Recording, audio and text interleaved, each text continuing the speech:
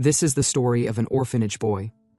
Let's say a jobless man in his 30s, living his life miserably, playing games all day, with no hope for a better future, until he received a message from an unknown, asking if he wished for a second life, which he chose.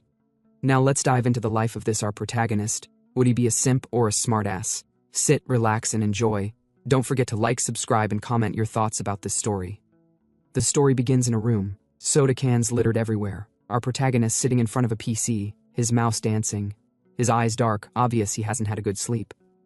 While playing a game, he got a message from someone named General Goddog. He asked our protagonist if he wants a second chance in life. Our protagonist, who saw the message, murmured out that it seems like someone else is going through the same miserable hell as him. But then, he took a pause, wondering when did the person even write the message. He relaxed on his chair, thinking about the second life message, saying to himself that it would be really nice if it was real. He thought about being given a second life again. It was quite tempting because his life could be summed up in 3 sentences. He was raised in an orphanage with no parents. After leaving the orphanage, he worked in a factory. Now, at the age of 30, he does part-time jobs while preparing for the civil service exam. That's how his life has been so far. The only joy in his life was the game titled God-Forsaken World, a world forsaken by God. He has played it for over a decade, and he has become a seasoned veteran who knows every single strategy. In his 30 years of life, all he has got is the one-room apartment and the game. He wondered if things would have been different for him if there were strategy guides for life. He got another message from the same person, asking him again if he's up for a second life. Our protagonist smirked slightly, saying the guy sending the message looks like he got nothing better to do. But since he's no better, he decided to just chat with Goddog for a bit. He typed a reply, saying they should do the second life then. Goddog asked if he's sure about it won't be easy. Our protagonist was kinda irritated since the guy was acting all serious while typing nonsense. He deemed the situation to be getting boring, so he wondered if he should just ignore him. He thought for a moment, then typed in a message saying anything is better than what he has now. Goddog went speechless for a moment, then replied, "Sounds good." Our protagonist was kinda disappointed that the text just ended like that. He was expecting a drama, a mysterious feel. He commented, "After all that nonsense, this is all it was." But then, he heard a voice from his game speaker. "Nonsense, you say?" Our protagonist was shocked. He couldn't believe he's hearing someone speak from the game. The voice told him in some kind of distorted tone he should try and survive this time. Then his body glowed, and swoosh, he disappeared, leaving his earpiece behind. For a moment, everywhere went dark. He wondered what's going on, what's that on his face? He struggled, but he couldn't move. He realized his hands are also tied. So he wondered if he has been kidnapped, but he had no idea when it happened. He took a pause. Why him of all people? He wondered again if it could be for his organs. He struggled. In front of him were cloaked men. One of them took off the cover from his face. The man, who seemed to be the leader, called our protagonist third prince of the Vault Magic Empire, Gilroshan Elro de Vault. Our protagonist, whose mouth was tied, had no idea what was going on. The leader told his men to remove his gag, which they did. The leader knelt, told our protagonist to raise his head. He should open his eyes and look at him. Our protagonist was surprised. The words from the leader sounded familiar. After examining him, the leader commented, saying that our protagonist's face matches the description. Our protagonist's face went pale with surprise as he realized that this is the exact one moment on God-Forsaken World. The third prince assassination event. It felt like a dream to him. He wondered if he has ever had a dream as real as this before, since it feels oddly familiar. The leader told him he better not try anything funny. Our protagonist wondered why the hell is the guy calling him that, or is it some kind of prank by a fanatic of God-Forsaken World? The leader turned around, told our protagonist that he would be executed today in the name of the Republic, and his head will be sent to his father. Our protagonist had no idea what he meant, then told the leader to wait. There must be some kind of misunderstanding here. But the leader raised his sword and swung it at our protagonist's neck, telling him for the second time not to try anything foolish. Our protagonist stood still. He could feel the blood dripping from his neck. The leader, eyes devoid of emotion, told our protagonist that even if he's just a scoundrel prince, he still carries imperial blood. So once the emperor sees his decapitated body, he won't be able to just laugh it off. Fear-driven, our protagonist realized that this isn't some sick prank, it's real. He's the trash-tier third prince Gilroshan Elro de Vault, the third prince of the Magic Empire, also known as the Pig Prince. He is a prince who has fallen out of the succession race for being lazy and behaving strangely. Our protagonist gritted his teeth worriedly, saying to himself that Gilrashan is an absolute bottom-tier noble with barely any lines. He's just a background extra NPC, and today is the end of the line for him. He took a pause, he looked around, he wondered who's the player if he's the NPC. The guy he was looking at turned his face away, then the leader asked the third prince if he has any last words while pointing his sword at him. Gilrashan stuttered in fear, telling the leader that he doesn't know what's going on here, but he's not the third prince. The leader told Gilrashan not to expect him to believe what he's saying since his glowing red eyes is enough proof that he's the third prince, so he should not try to deny it since there's no escape. Gilrashan drowned in fear, wondering how is this even real. He's not even the protagonist. Instead, he possessed the body of a background extra, and now he's about to be executed. He murmured as his body shivers, "What kind of cruel joke is this?" The leader raised his sword to swing, told Gilrashan that it's nothing personal, he'll make it quick and painless, then bid himself farewell. He swung with complete precision to pluck our protagonist's head with one strike. Our protagonist closed his eyes, squeezing his face to brace for impact, saying to himself that he can't die like this. There's something he absolutely has to accomplish, which we know was nothing. He himself didn't even know what it was. But then, everywhere went still. Time paused. Gilrashan opened his eyes slightly, wondering why the strike doesn't hurt.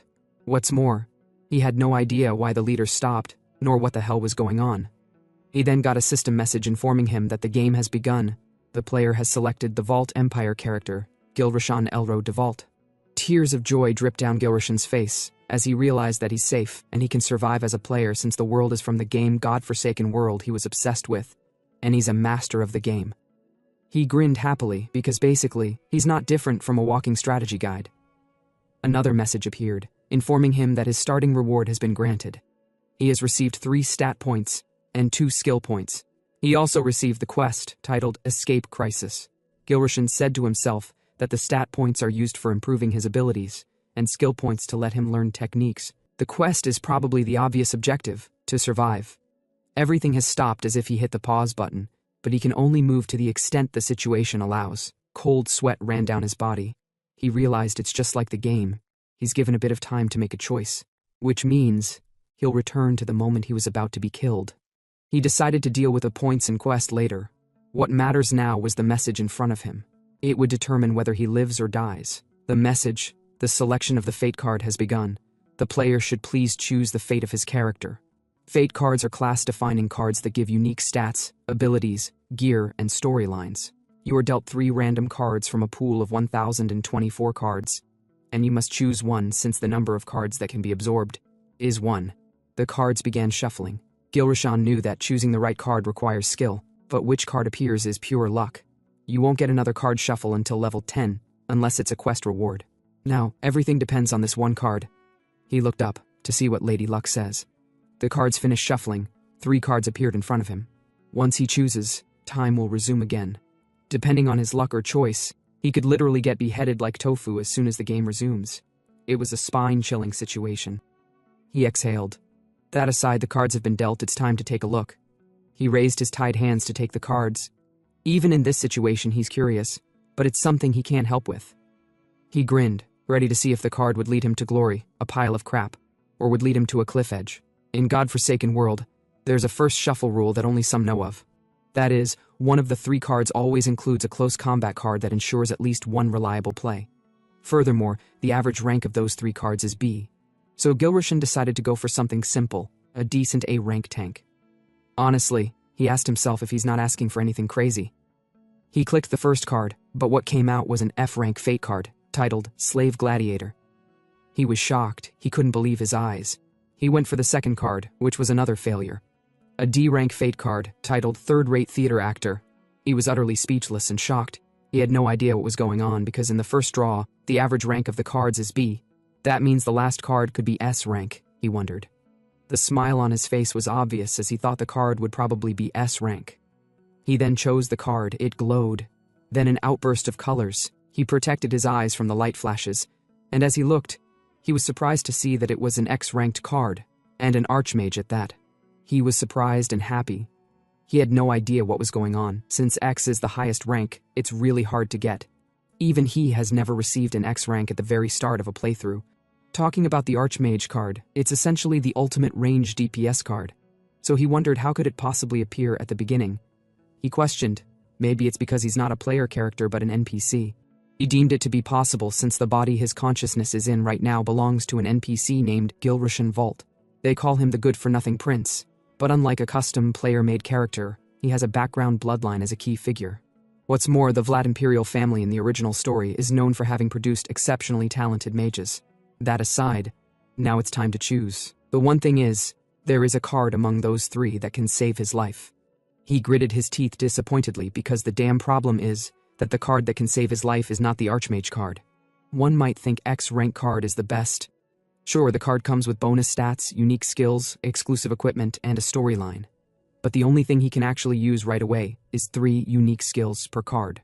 Even among the Archmage's skills, there's a defensive one called Field Domination, but its effect only applies to magic or magic-imbued weapons. And more importantly, all magic skills require time to draw mana from the circle around the heart and materialize the spell. But still, no one in their right mind would give up an X-rank card like that. He was quite hesitant at first. He then exhaled, said to himself that if he weren't a seasoned player, he probably would have picked the Archmage and lost his head. Also, if this were a game, he'd have respawned after dying once, but this is different.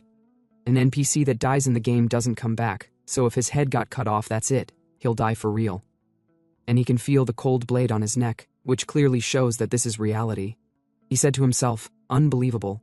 Whoever brought him into this world, he doesn't know their motive was. But not only did they stick him into the body of an extra, they made him a player just before his head was about to get chopped off, and they threw him an Archmage card like some kind of cruel joke. He then picked the F-rank Slave Gladiator card, determined to survive the predicament he's in. His expression darkened. He then let out a depressed laughter. He never expected there would be a day that he would throw away an X-rank for a trash-rank card. He laughed out subtly as he deemed the situation to be very interesting. He then wished the Archmage card goodbye. They should meet again. Now, back to the card he chose.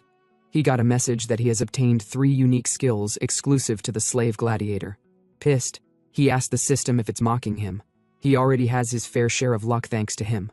Gilrushan knew that if you draw a junk character, the only answer is re-rolling, but in this case he has got no way to re-roll.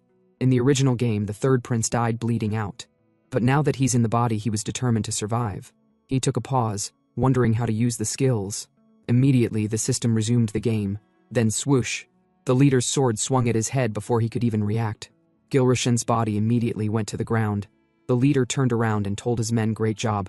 They'll all return as quickly as possible starting now. They should follow the planned route through the Lockman Mountain Gate. But then, someone told the leader that the third prince isn't dead. The leader was surprised. He told the guy that can't be possible since his head was chopped off. Gilrushan held his neck, shivering all over, shocked. As he tried catching his breath, he said to himself that it's fortunate he figured out how to use the skills naturally. But damn, it felt awful. He got a message that a skill has been used successfully and it cannot be used again for 24 hours. The 3 skills of Slave Gladiator are preference for masochism, preference for sadism, and preference for restraint. As for the first skill, when the user takes non-lethal damage and no follow-up damage is received, mental and physical regeneration are greatly increased. It has a cooldown of 15 minutes. For the second skill, it performs a flashy move that causes a dramatic bleeding effect, but only deals minor damage, 15 minutes cooldown. The reason Gilrushan picked the trash rank card over the X rank is because of the third skill it has, which is the preference for restraint. When bound or immobilized, you can ignore 1 instance of fatal damage.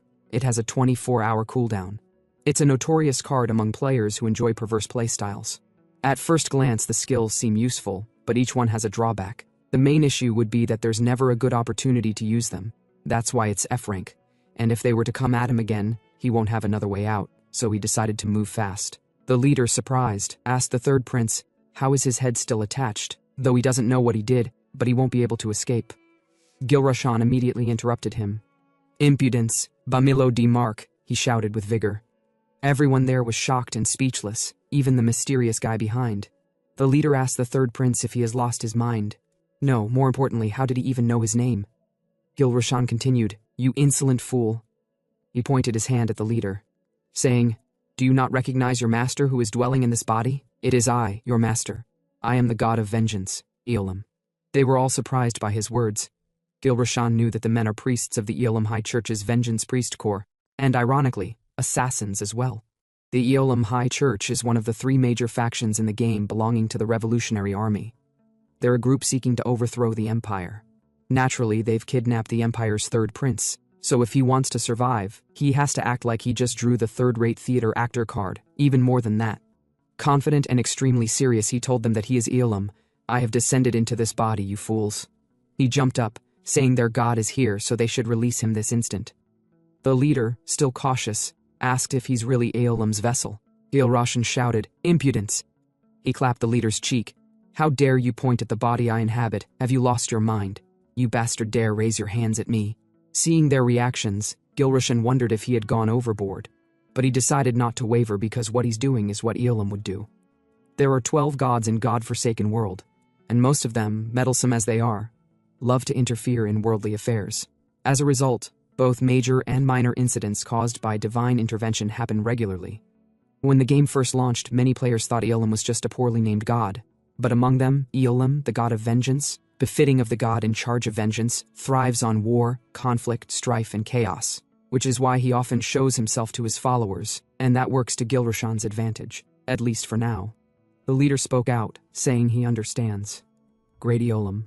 Still, he should at least offer a sign of faith to his foolish believers. "Faith, you say?" Gilroshan commented with vigor while pointing at the leader. "You dare say you need faith? Fine, I'll give you believers' faith." He told the leader that last week, he offered a golden statue to his altar. Does he think he wouldn't notice it was mere gold-plated? The leader was surprised. How did Gilroshan come to know of that? Gilroshan still acting. "Don't you think I wouldn't notice that pathetic prank? Why the hell would you offer me gold-plated? Do you all have a death wish? You damn fools. Release me this instant." The leader immediately told his men to release him. The men immediately apologized to Gilroshan. Gilroshan calmed down since it looks like most of them have fallen for his act, which is not that surprising. No one would believe the incompetent 3rd Prince Gilroshan could pull such a feat. Though the old man Bamilo still seems suspicious. Bamilo is a high archpriest of the Eolim High Church, known in the Revolutionary as the orchestrator behind the 3rd Prince assassination incident. Bamilo bowed, apologized to Lord Eolim for failing to recognize him. Gilroshan knew Bamilo is thinking right now. Let's just observe for now. Gilroshan asked him if that's all he has to say. Confident, he told them all to go on their knees. They immediately went on their knees, begging for forgiveness. While on his knees, Bamilo told Gilroshan that to behold him is an honor they do not deserve. However, he asked why did he descend himself instead of sending an oracle to the high priest. Gilroshan said to himself that Bamilo is really sharp, he still doesn't trust him, and there's another one too. He had no idea who the guy is at the back, it's driving him insane, so he decided he needs a more secure failsafe. He then crouched to Bamilo, telling him that Prince Gilroshan shall become his personally chosen apostle, so no one is to lay a finger on him.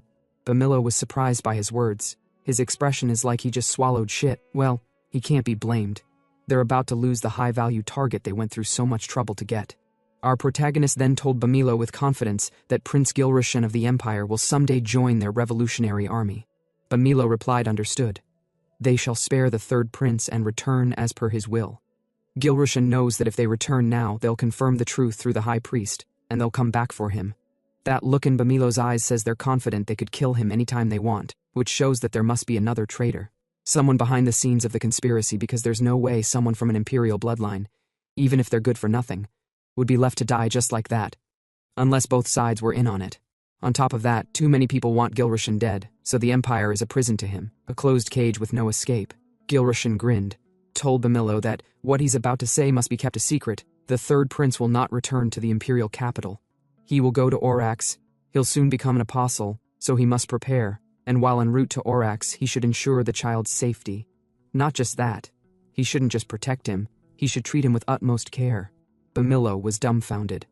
Orax is the largest city in the west, and the capital of the Revolutionary Army. It's enemy territory to the Empire, but knowing the event to come, Gilroshan deemed it to be safer there. And in Orax, the more you know, the more you can gain. He grinned as he said to himself, too bad he'd let the Archmage card go. There are still plenty of ways to cheat his way through. He turned around to leave, calling the rest to stop kneeling. They should get going. He grinned wildly, saying to himself, in order to turn this trash rank into an overpowered character, he has got to scam everything in sight.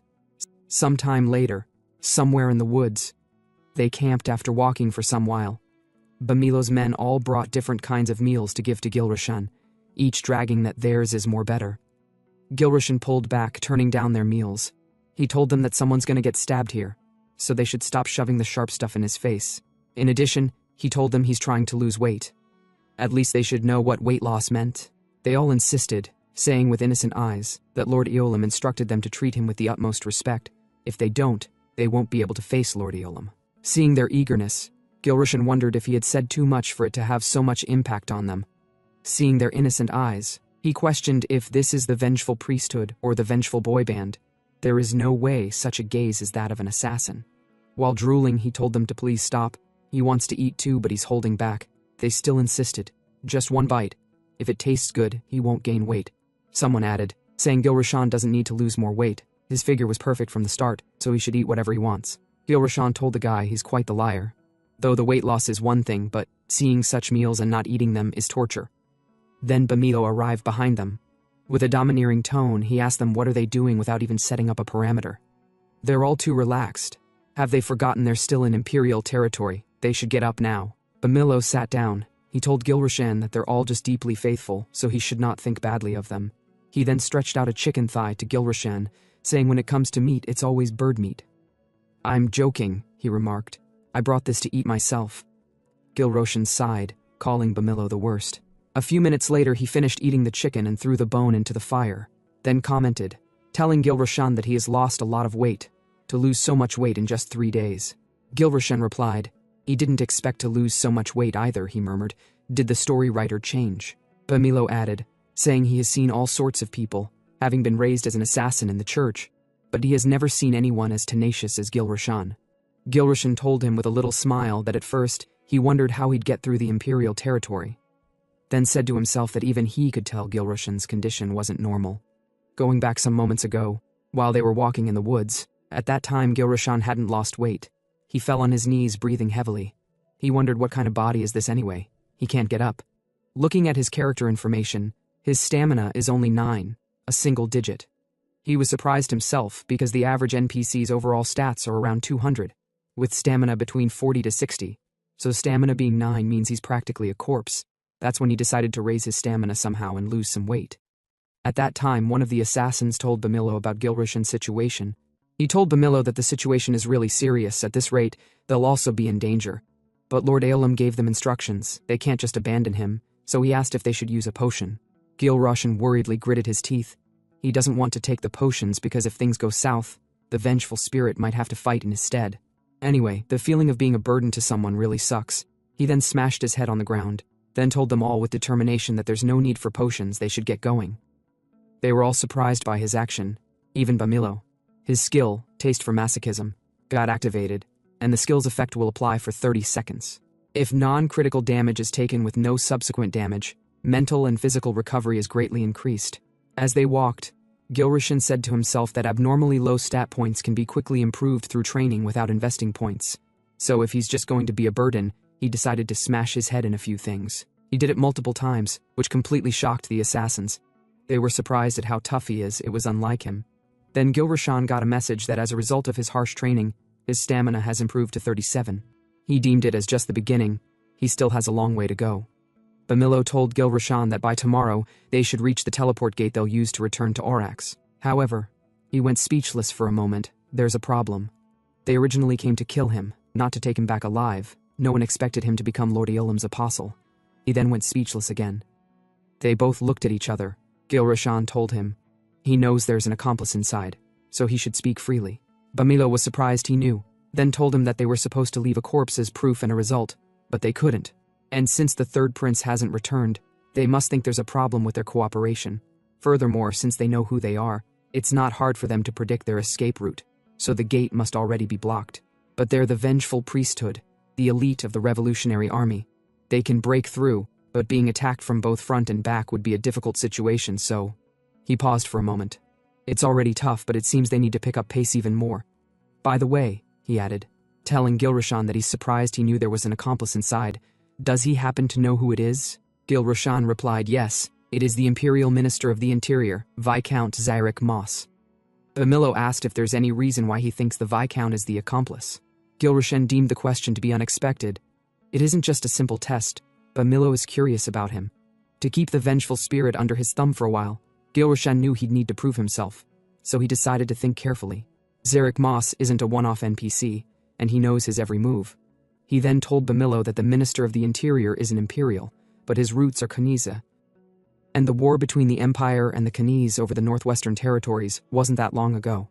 Plus, the Khanese are close with the Revolutionary Army. He immediately remembered something. He asked Bamilo, didn't his daughter just get married? Her husband is from a local noble family in a border region. As he knows, the Empire and the Revolutionary Army are in truce, but small skirmishes are constantly happening at the border. If he's a local noble from such a place, it's one of those two things. Either he's a sworn enemy of the Revolutionary Army, or he's colluding with them. Confident, he said, the fact that he married off his daughter to create a link with the Revolutionary Army, and that the target was the Great Church of Eolam. Perhaps the Minister of the Interior's son-in-law is an Eolam follower or priest, maybe. Gilroshan deemed the situation to be so far, saying to himself that he should have studied more. Bamilo was surprised. Unbelievable, he remarked, saying he never expected the third priest to be hiding such insights, which is so different from what people say about him. Gilroshan said to himself that Bamilo looks like he's completely reassessing him, though to be exact, he's looking at Gilroshan, his shell. Anyway, their retreat is already cut off, and Gilroshan, who should have died, didn't. According to the story, the third Prince Gilroshan was supposed to die 4 days ago. His survival has changed the game, so Minister Zarek will use the strongest card he has. Gilroshan took a pause, he thought. The closest defense forces to the Lockman Gate northeast of the capital Curtain is the Special Knights, and their commander is Marquis Elron Reut. While he was in thought, Bamilo told him that they need to shake off the pursuers and get to the gate, so it'll be tough, but he should hang in there. If they dally now and get trapped from both sides, it would really be bad. Gilroshan told him no, that won't do, they won't be able to break through. Bamilo asked Gilroshan what idea does he have. Gilroshan thought to himself that he needs to find a new path, a path he has never taken even in the game, a path him as Gilroshan and Gilroshan must take. Bamilo told Gilroshan to listen. Eolam's command was to safely take him to Orax, but then he got interrupted. Gilroshan told him they should wait here for a moment. Bamilo asked what for, why should they wait? Suddenly, the mysterious guy stepped in. He asked Gilroshan if he intends to wait for the bear and nightingale who are pursuing them. He stepped forward, tone cold. Aren't you trying to wait for your personal guards? Gilroshan looked at him speechless, had no idea what on earth is up with the guy. Struck a nerve, did I? You've got a lock on your mouth now that you can't speak. It seems like I'd have to tear it open. He unsheathed his sword, killing intent obvious. He told Gilroshan to answer him. His patience isn't long. Gilroshan decided to figure out as much as he can since the guy is already talking to him. He let out a smile. Who are you? He said. He looked up. Why should I answer you if I don't even know who you are? And what do you mean by your patience isn't long? Gilroshan laughed. What do you think the High Priest Bamilo would do? The guy was pissed by Gilroshan's word. Gilroshan realized the guy is surprisingly simple-minded. He stood up. He decided to tell the guy 2 things. 1, he has no intention of returning to the Imperial Palace. If he did, why would he have struggled to follow the vengeful priesthood rather than just stalling for time? 2, he's right. He's waiting for the bear and the nightingale. But there's no reason to tell him why. He doesn't even know who he is, and he can't stand punks like him. The guy immediately got angry, grabbed Gilroshan by the collar. I saved your life, and now you don't know your place. Gilroshan smirked. He then noticed the flower scent in the air. Bamilo stopped them. At the same time, Gilroshan had no idea what that was just now. Bamilo and the guy both looked at each other as if they were signaling themselves. Bamilo then told Gilroshan that Irgal, though not officially part of the church, is a comrade who shares in the great work of the revolution. Just as Gilroshan thought, the guy was a mercenary. Player characters in God-forsaken world don't typically belong to any specific organization. In other words, they can freely travel the world like mercenaries. Plus, he has never heard of an NPC by the name Irgal. So he wonders if he's someone like him from the real world. Still with a cold tone, Irgal then told Gilroshan to tell him why he's waiting for the bear and nightingale. The so-called bear and nightingale, it refers to Cal Cillian, a 6-star knight who shadows the 3rd Prince Gilroshan, and Tarvan Sui, Gilroshan's magic teacher and a 7-star witch. Irgal told the 3rd Prince to come on. He should tell them why must they wait for him here. Irgal told Bamilo they don't have time for such bullshit. They should just turn Gilroshan into a corpse right now. Gilroshan then said, the commander of the Special Knights is Marquis Elron Reut. They should also know. Yes or no, he told them to both answer. The 2 were speechless. Bamilo then replied yes, he knew. How could he not know one of the Empire's 3 greatest sword masters? Gilroshan asked if he can win against him, but there was no reply. So he continued. If we go to the gate like that, he'll kill all of us, you idiot. If they want to die, they should die alone. Gilrashan thought for a moment. Marquis Elron Roit. He reached the 9-star realm with a sword. In player terms, it makes him a super high-level NPC around level 90. He's a monster, one of the few who can be counted on the entire continent. Well, Gilrashan remarked, challenging the Marquis isn't a bad choice.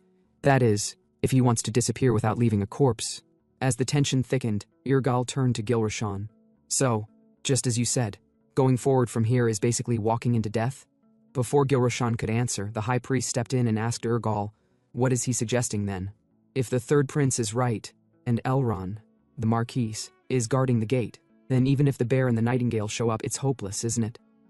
Gilrashan glanced at Irgal. He wasn't speaking, not even a blink. Gilrashan's thoughts sharpened. He knows something. That bastard Irgal definitely knows something. Then he turned to the High Priest. There is a way, he said.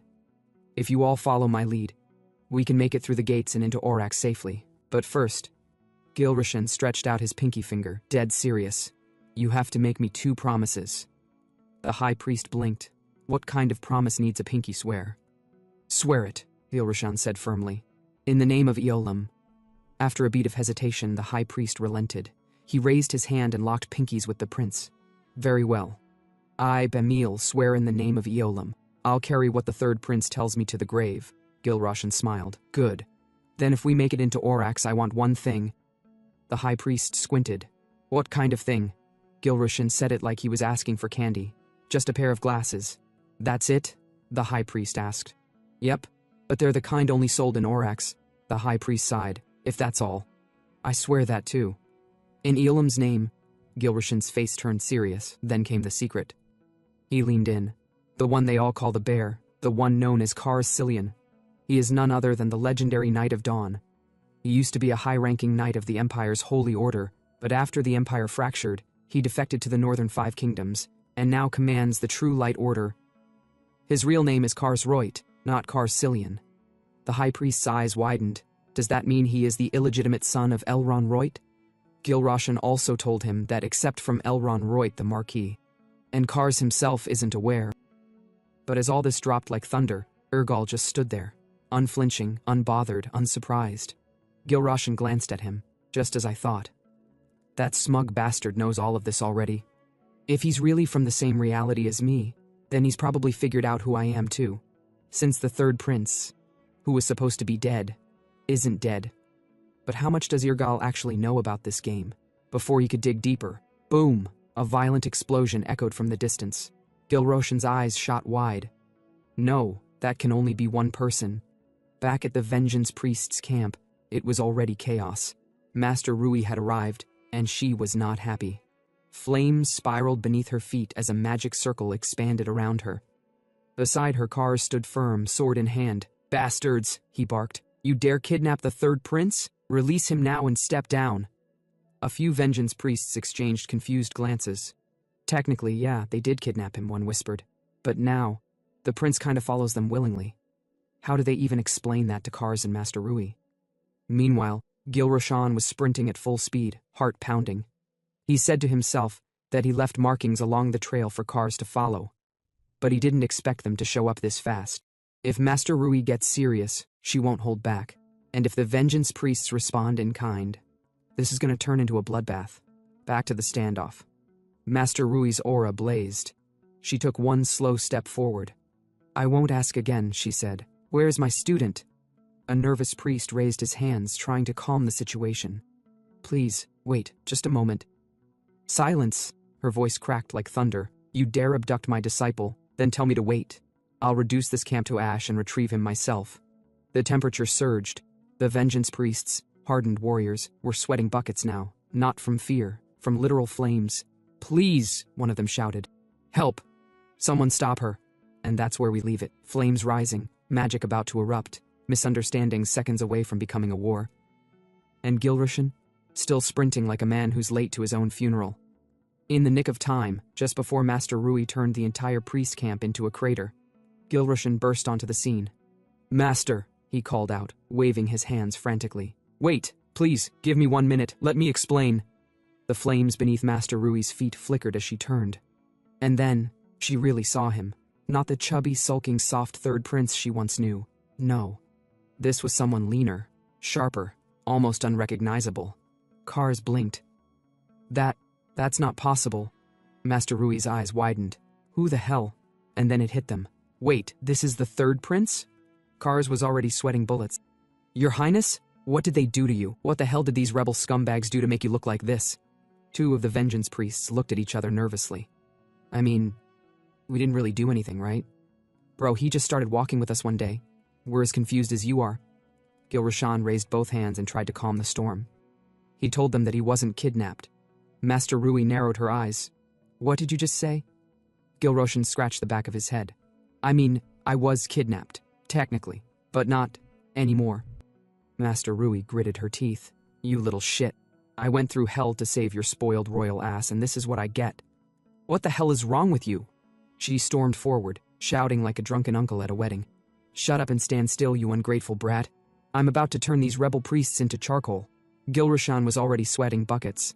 He said inwardly that this lady, she's not human. Is she really a witch, or just a foul-mouthed demon in disguise? In the world of Sheenverse, she was known as Tirvan Sui, the Crimson Shadow, a witch produced by the Five-Colored Spires, a high temple of elite magic. Rumors said she was over 200 years old, bathed in virgin blood, and cursed entire cities with a finger. But Gilrashan knew the truth. She was just 19, and definitely not a virgin. Maybe that's why her spells hit harder. While she kept screaming like a medieval drill sergeant, Kars gently tapped her shoulder. Master Rui, calm down. She turned toward him and froze. Yes, of course, she said, instantly flustered. Let's hear them out. Gilrashan blinked. This woman went from you bastard to yes sir in 2 seconds. All it took was a handsome guy. This lady is hopeless. After the storm, the fire died down. The tension eased. Gilrashan stood between his master and Kars and finally spoke. I'm going to Orax. Everything stopped again. Master Rui stared at him like he just admitted to licking dungeon slime. You've gone mad, Kars shouted. Do you have any idea what that place is? That's enemy territory, a revolutionary stronghold. You'll be cut down before you reach the gates. But Gilrashan didn't flinch. He said he know what they're thinking, that he's being reckless, that he've lost it. But this isn't some blind gamble. This is his decision, his only path. His survival and his fate lie in Orax. He turned slowly and walked forward. This is an order from your prince. Kars fell silent. Master Rui stared, speechless. I'm sorry, Gilrashan continued.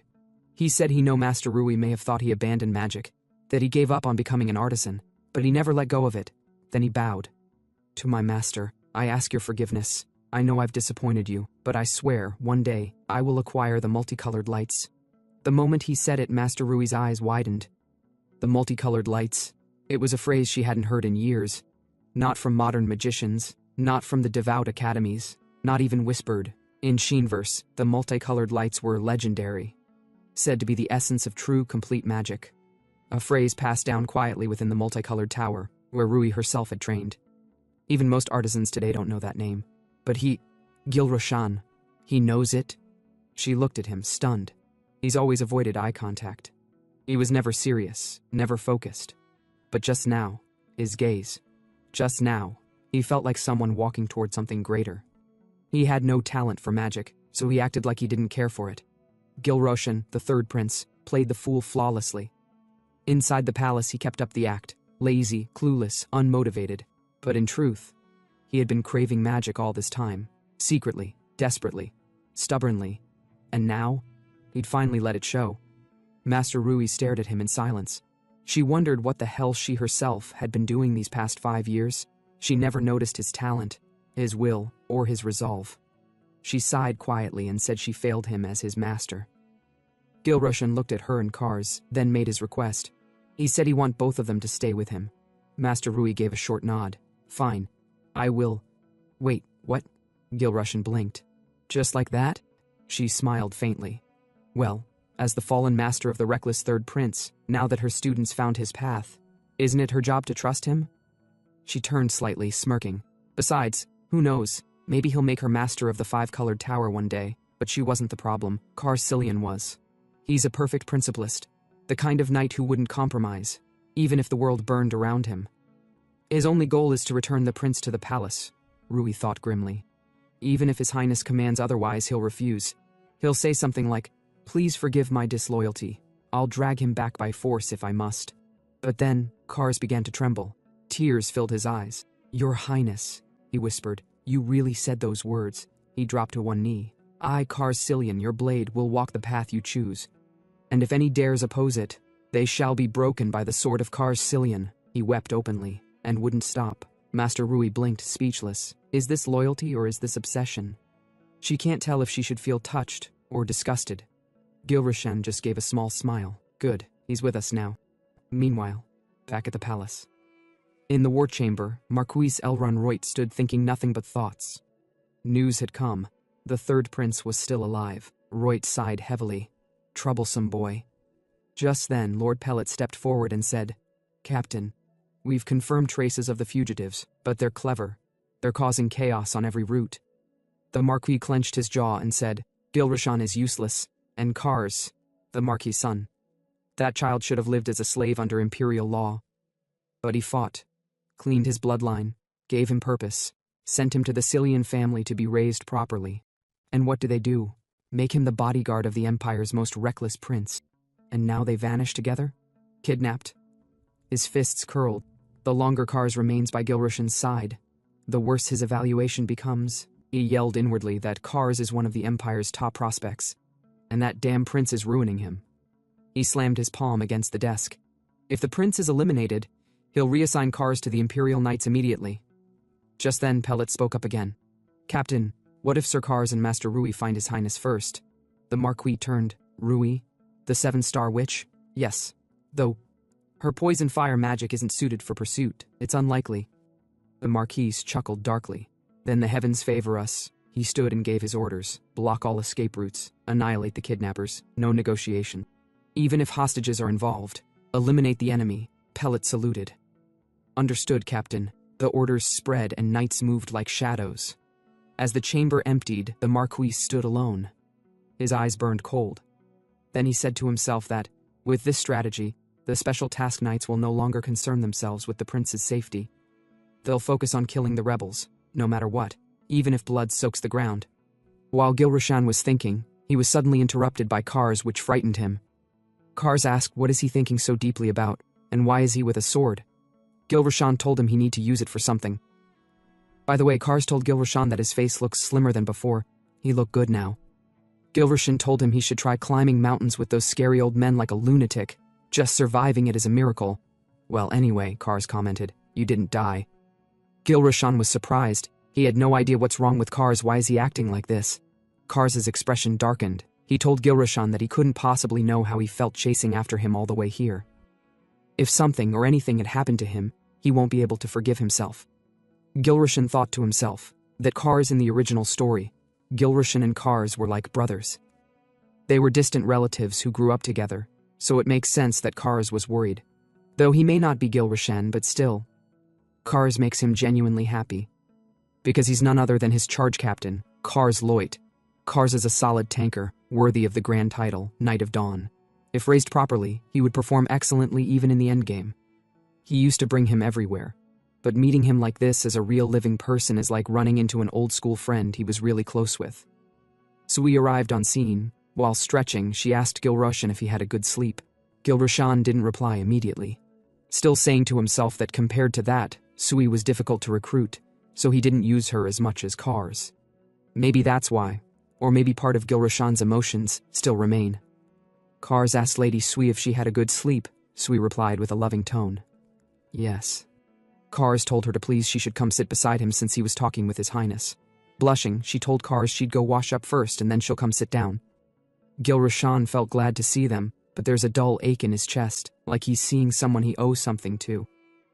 As Sui left, Kars told Gilrashan that he looks sharper now, and somehow full of energy, which makes him happy. It feels like they've gone back to the old days, back to when they were in the Royal Academy. Gilrashan thought about the Royal Academy. It was basically a school for the children of the Empire's high nobility. Kars told him he was so brilliant back then, all the palace staff adored him. Even the Emperor cherished him. Gilrashan was surprised by this info. He never expected the third prince, the real Gilrashan, to be normal as a kid, which wasn't in the game or the novel. Speechless for a moment, Kars added with a sad tone, What would have happened if their Vault Empire hadn't worshipped magic so much? If magic hadn't been treated like an essential skill for everyone, then things surely would have been different, even for him, the third prince. Gilroshan deemed what he said to make sense. Being a prince of a magical empire yet having no magic talent at all is a shame. And not just any prince, he's the one whom everyone had high hopes for. He must have felt deeply abandoned when all those people left as he grew older. Still though, that's not his past, but that of the original Gilroshan. He then told Kars in a calm tone not to dwell too much on the past. What kind of child he was back then doesn't matter anymore. No one remembers the third prince from the Royal Academy days anymore, no one but him, Kars. So, they should focus on now, Kars agreed, smile came back to his face. Gilroshan smiled slightly, saying luckily, people don't recognize him. He then said to himself that he's more confident than anyone when it comes to mastering the god-forsaken world. So it doesn't matter if he's a trash prince with a trash character, he's not leaving things as it is. It doesn't matter if he doesn't have magic talent, he'll do without it. Instead of becoming a transcendent great magician, he became an F-class slave gladiator, but there will always be another chance. He patted Kars's shoulder, telling him to just remember one thing, he'll prove he deserved to survive and make it back. And when he returned to the Empire, no one will dare look down on him, nor his friend.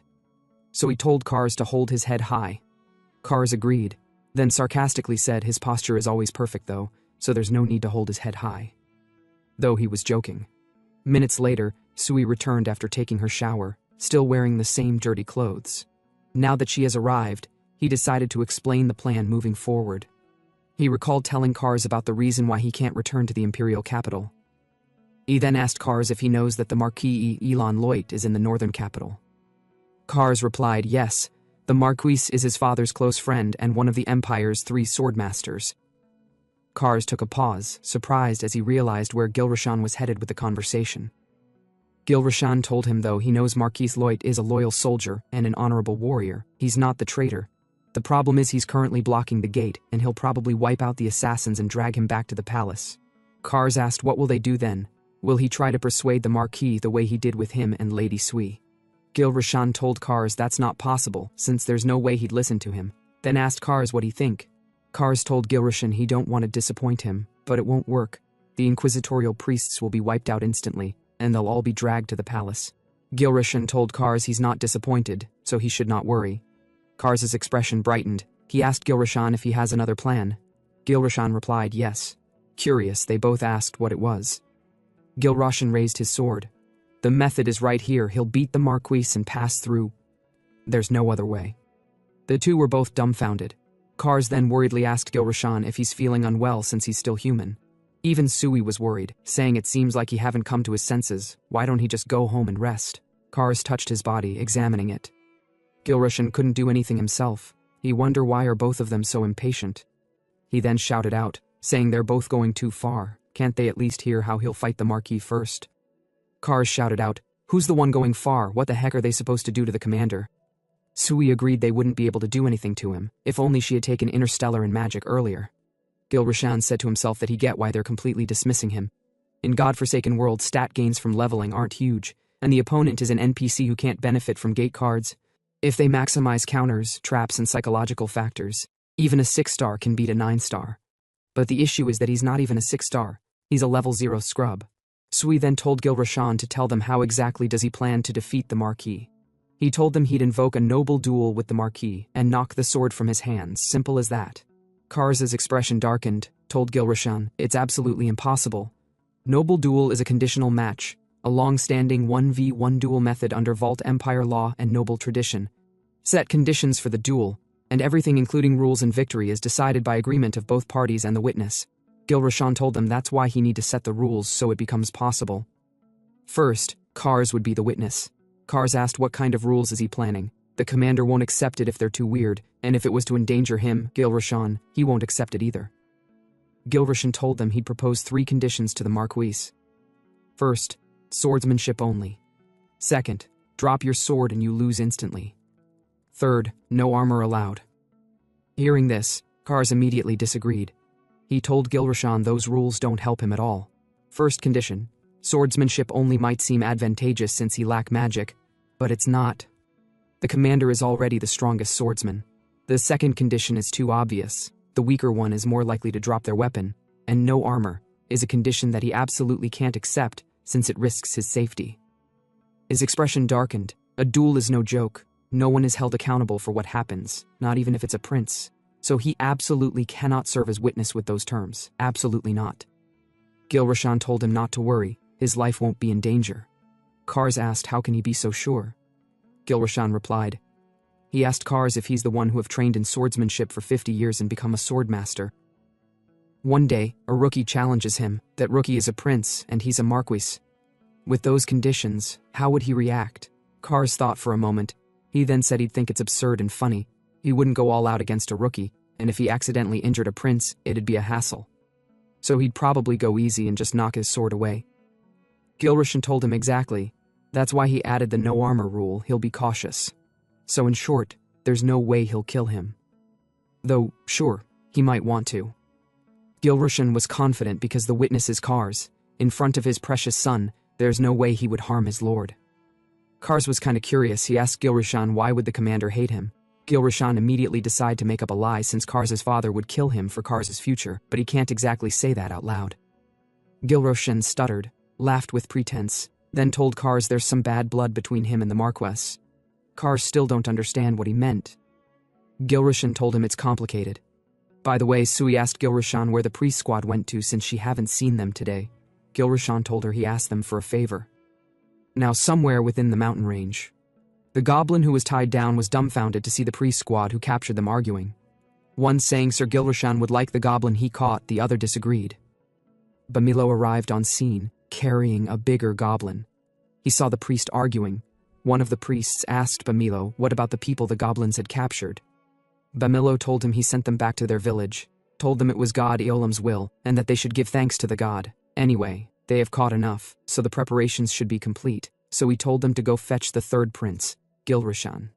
The priests all argued who'll be the one to go call the prince, but then, Bamilo told them that although he may be the future apostle, until the archbishop confirms it, they can't be sure. For now, he's still a prince from an enemy nation. So until it's certain, they must be careful not to grow too attached. He then told Irgal to go fetch Gilrashan. Irgal agreed, and as he left, he deemed this to be the perfect opportunity to figure out what Gilrashan's planning, and he might act depending on how things go.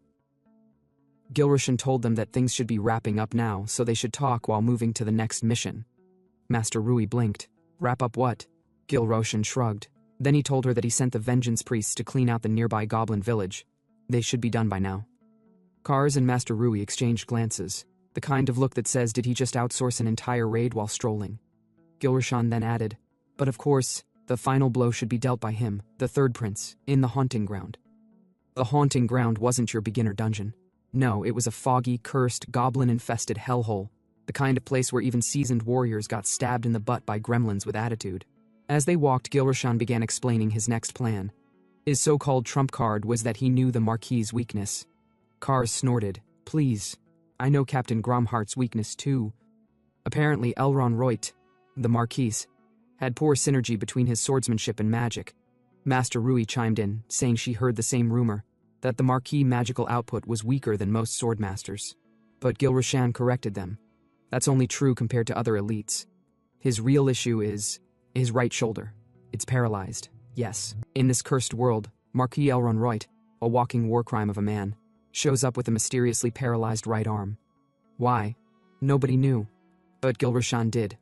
When asked how he knew such critical information, Gilrashan straight up lied and said he overheard a conversation between the Emperor and the captain of the Imperial Knights. Master Rui nodded seriously. If he heard it from them, then it must be accurate. Then it clicked. The Marquis couldn't use Vanguard swordsmanship, the signature two-handed technique of the Reut family, which amplified attack damage by 20% when paired with the famous sword howl blade. Master Rui then said that fortunately, if the Marquis can't use his ultimate skill, then Gilrashan might be able to defeat him in a duel. But Kars, ever the buzzkill, said, still, a swordmaster is a swordmaster. Even with one hand, Gromhart could kill you 10 times over. Gilrashan sighed. Is this guy seriously on my side or the Marquis? He even voiced it aloud. Yeah, you're right. But I also know which one-handed technique the Marquis uses. Master Rui and Kars stared. Wait, he know that too? Gilrashan grinned. If the mission is just to make him drop his sword during the duel, there's still a chance.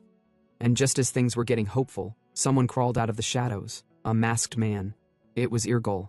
The guy didn't even announce himself. He just walked up like some edgy narrator and asked, "Do you really think that little plan is enough to make the Marquis drop his sword?"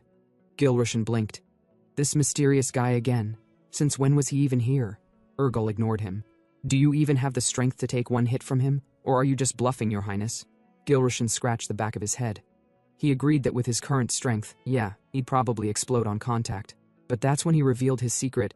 He planned to use the Elixir of Strength, a consumable that can give him a temporary power boost. Irgol, of course, read him like a book. So he's planning to take down the king of the Lockman Mountains, also known as Gromhart. This red-skinned goblin warlord wasn't your average monster. He was a nightmare in armor. Gilrushan admitted it. "Yeah, I know I can't win alone, but if we do our part here, someone will come to help us."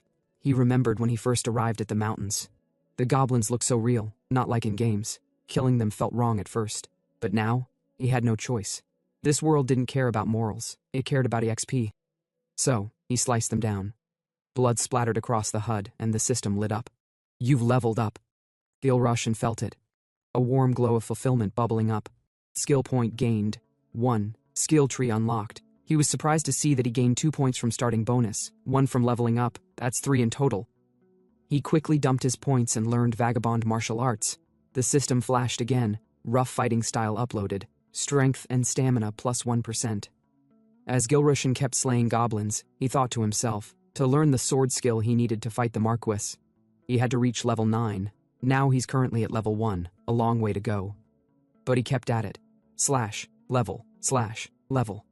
Soon enough, he unlocked more points and dumped 4 skill points in total. Then, something changed. Kars looked at him. "Your aura feels different." Master Rui agreed. "He's changed." Then she narrowed her eyes and asked, "Wait a minute. Did he sneak something good without telling them?" Gilrushan gave a dry laugh. "Yeah. The Vengeance Priests cooked something strong for him." Rui stepped forward like a disappointed mom. "Where is it? Give us some too." But Gilrushan replied that there's nothing left. He ate them all. Master Rui exploded. "You greedy pig. Did you think of your old master at all, you ungrateful brat, stuffing your mouth like a starving boar?" Gilrushan sighed. "She's literally 19 and acting like my grandma. Maybe she needs a chill pill." Before the argument escalated, the High Priest of the Vengeance Order came forward. "Your Highness, what now?" Gilrushan told them there were likely some goblin stragglers nearby. He instructed the Vengeance Priests to drive them forward, just enough for manageable combat, not a damn horde. But the Vengeance Priests had other plans. Soon, Kars warned, "They're coming." Gilrushan looked up, and what he saw was not manageable. A few goblins would have been enough. Who told these idiots to drag in a whole goblin clan?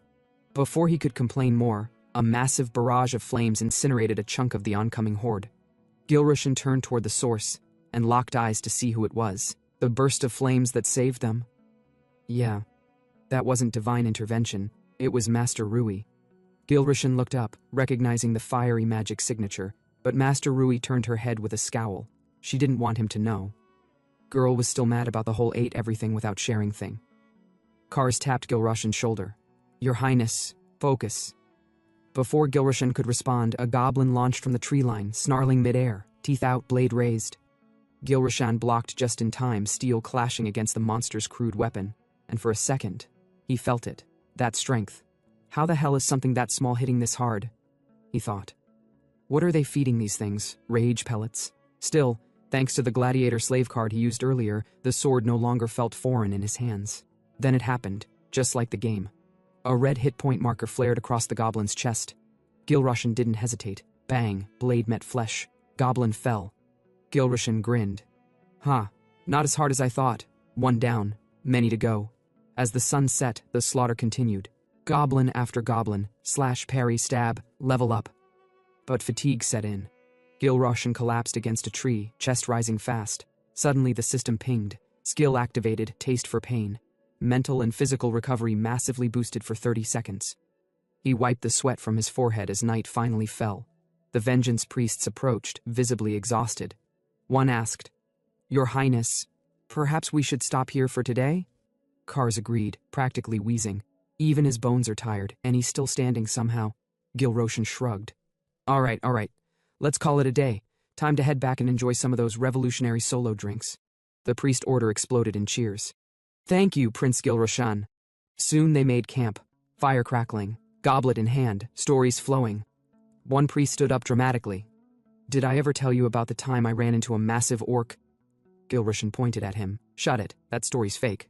You said that last week. You described the orc as having glowing eyes."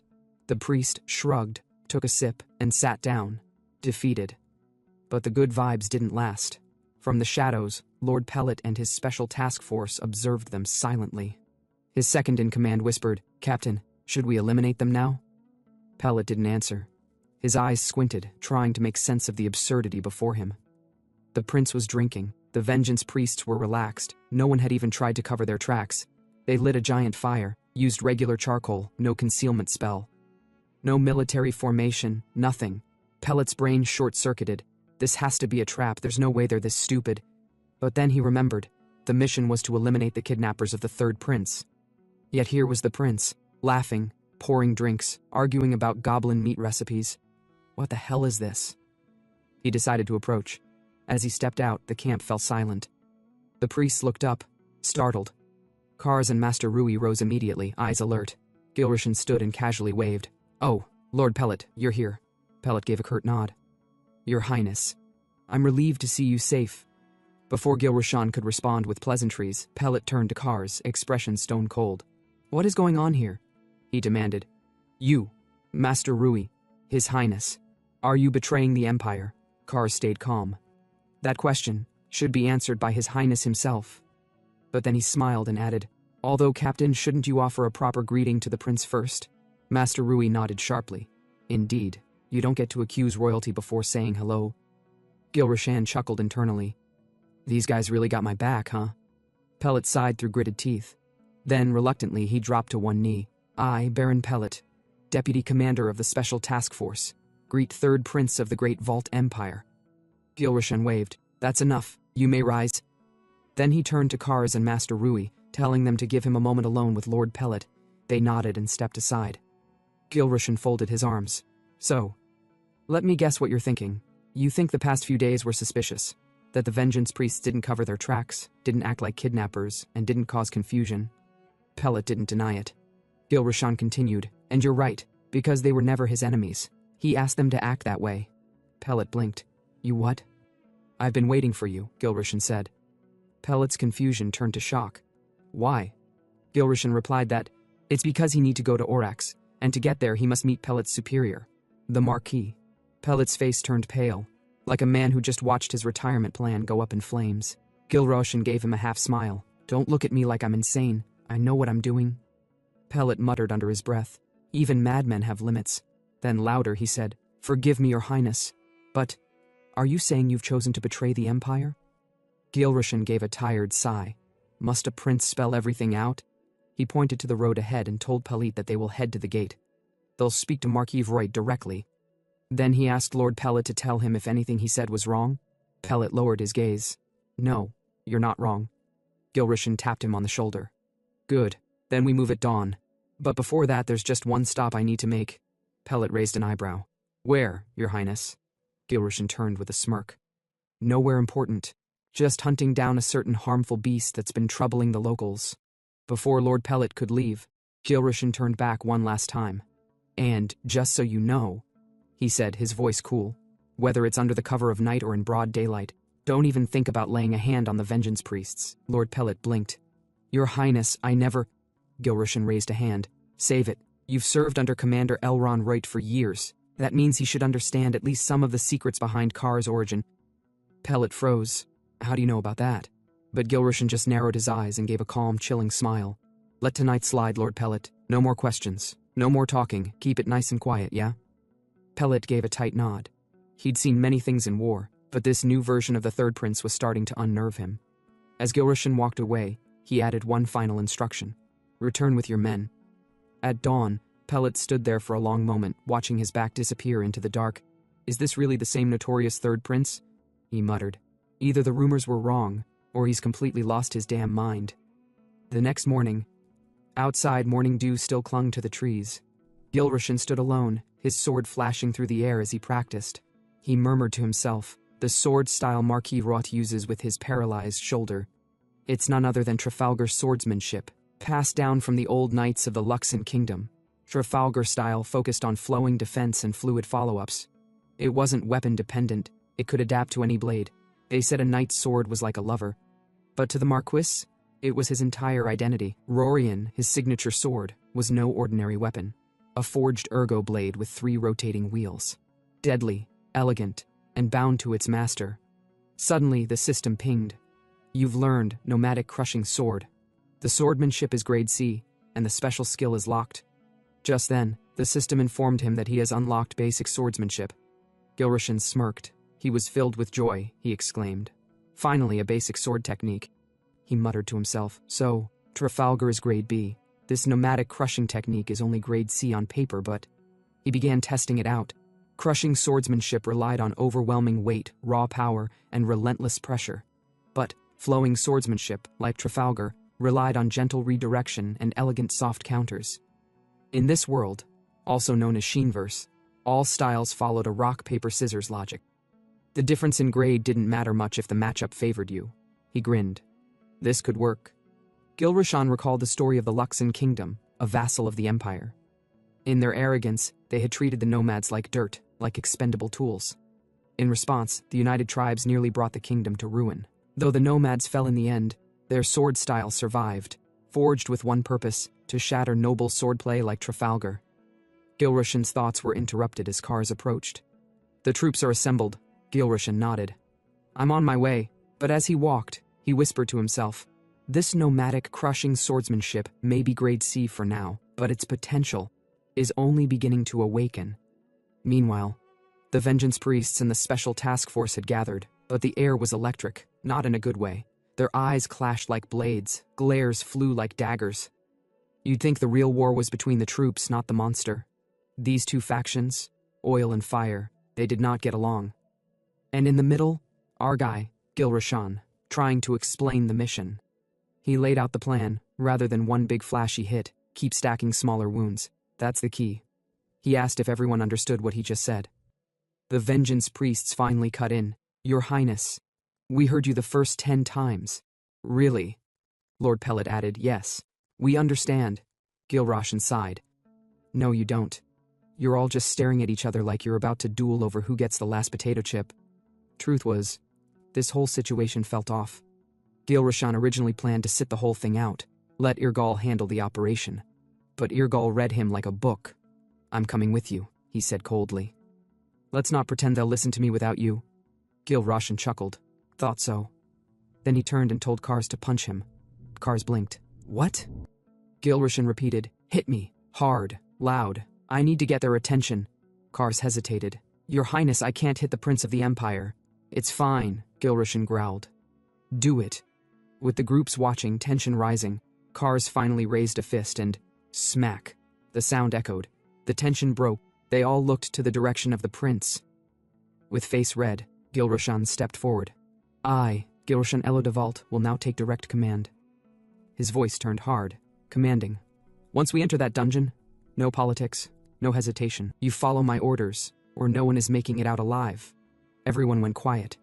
He continued, Gromhart, king of the Lockman Mountains, is not some petty beast. Whether you're Vengeance Priests or Task Force soldiers, if you disobey, you die. Lord Pellet sighed deeply. Didn't he say this was a simple monster hunt? Since when did it escalate to a boss raid on Gromhart? Gilrushan gave him a devilish smile. Did I forget to mention that? My bad. Pellet face-palmed. But before anyone could whine more, Gilrushan turned. Enough talk. Move in. Inside the dungeon, there was bones, skulls, shattered weapons, thousands of them scattered across the stone floor. At the center, he lay, Gromhart. The beast stirred, his massive form rising. A twisted war axe the size of a cart rested at his side.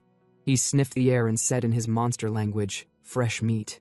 He grinned, lips peeling back over jagged teeth. They brought the meal to me this time. Gromhart grabbed his armor, then his axe. He stood tall, a demon among men. Lord Pellet choked as he looked around. All these bones, these were people. He clenched his fists. There's no doubt. The monsters of this mountain were fed villagers, as tribute. And we, the Special Task Force, didn't even know. We let it go this far. Now we're forced to clean it up, with the help of so-called rebel priests. He turned to his men. From this moment on, even if they all die here, they will avenge those fallen villagers. Then he shouted, "Form up! Let's end this monster!" The knights replied, "Yes, sir," and they all lunged and attacked towards Gromhart. The rough-edged leader of the Vengeance Priests scowled as he watched the special task force go all in. "These damn flashy knights," he muttered. "They're overextending more than they can shield."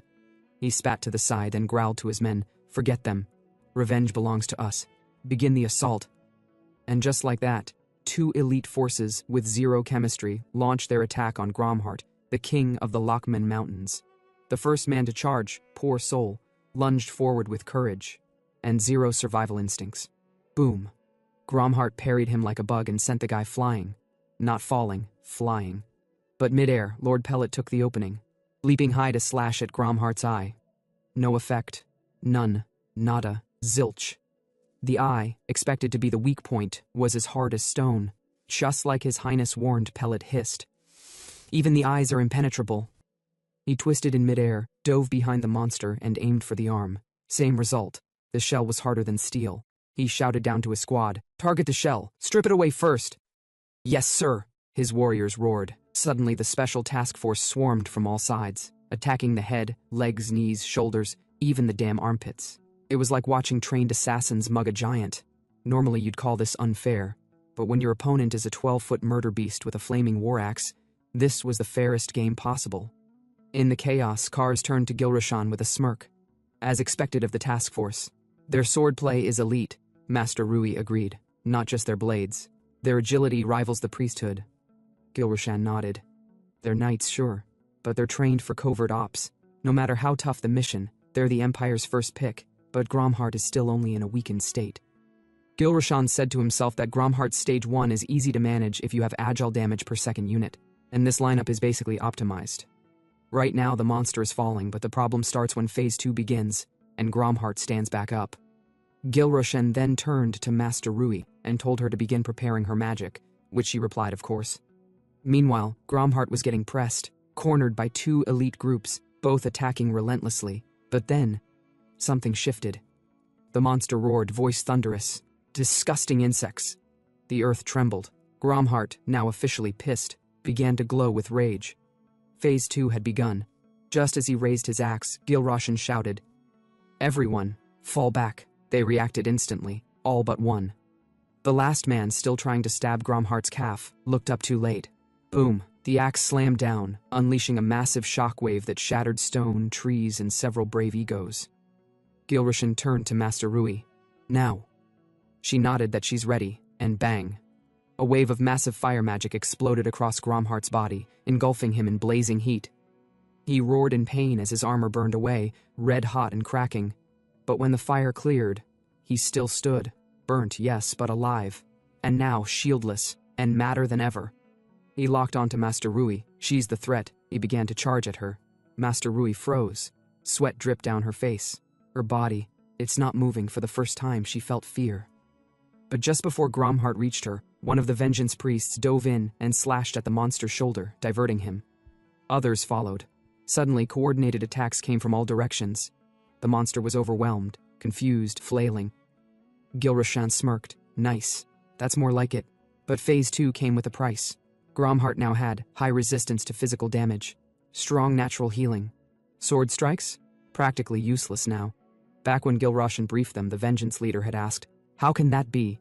They can't deal damage to the monster at Phase 2, not even with sword spirits?" Gilrashan answered then, "Imbuing swords with magic can help, but it's inefficient. Worse, it might even trigger his healing. So, how do they kill it? Elemental magic. Burn him, freeze him, shock him. That's the only way." He explained it clearly. Magic damage hurts. But swords? Useless. Master Rui, a 7-star witch, was the key. Back in the present, the teams were still attacking. The plan was working, until the High Priest got cocky. Crackling with lightning, he sprinted toward Gromhart like an action hero. This is it. He sliced the monster's leg, landed perfectly with a heroic pose, and even smiled mid-slow-mo. It's only right the monster dies to the Sword of Revolution. The special task force glared. Oh, hell no.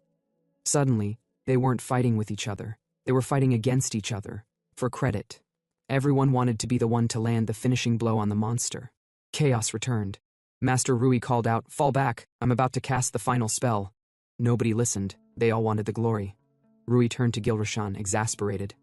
What should she do? She can't fire like this, they'll all be caught in the blast. Gilrashan stood frozen, sweating. What the hell is this? Everything was going so well. What happened? He gritted his teeth. This is bad. If this continues into Phase 3, we're dead. Then he shouted, Lord Pellet, High Priest, what are you doing? Call them back. He yelled again, voice echoing. This isn't the monster's early stage anymore. If they don't pull back and use hit and run, they'll all die. The High Priest snapped to attention, barking orders to his priests. Fall back. Now, Pellet growled but obeyed. Retreat and regroup. Both groups finally began to listen, mostly to avoid getting incinerated by Master Rui. Gilrashan glared at both leaders. You idiots. Don't provoke each other here. I don't care what you believe. Work together. Then, splat. A soldier from the Special Task Force took a brutal hit. Blood sprayed. And Gromhart? He was still standing, still angry. And Phase 3 was only seconds away. Another Vengeance Priest leapt into the air, spinning his blade overhead, aiming to land a critical strike from above. But Gromhart? He saw it coming. His beastly eyes tracked the priest mid-air. With terrifying speed, the monster pivoted and smashed him out of the sky, sending him crashing like a rag doll into the dirt. Bang! Another warrior charged next, shouting with reckless bravery. He didn't last a second. Gromhart swung and launched him like a missile into the nearest wall. The entire chamber shook with the impact. Boom! Silence followed, then screaming. And that's when Gilrashan froze. No. His eyes widened. This is bad. This is really bad. He stood up slowly, hands trembling. The one thing you never do in a boss raid is let your guard down. In most raids, when you've got a full power team, you read the boss pattern, react fast, coordinate. It feels easy, until the boss takes control. And if that happens, even once, the whole raid gets wiped. Gilrashan clenched his fists. These people aren't gamers. They don't get it. Everything felt too easy up till now. He looked around. Panic was setting in. And worst of all, he let his guard down too. If Gromhart enters Phase 3, he couldn't finish the thought. Because in Phase 3, not just his allies, but he might die too.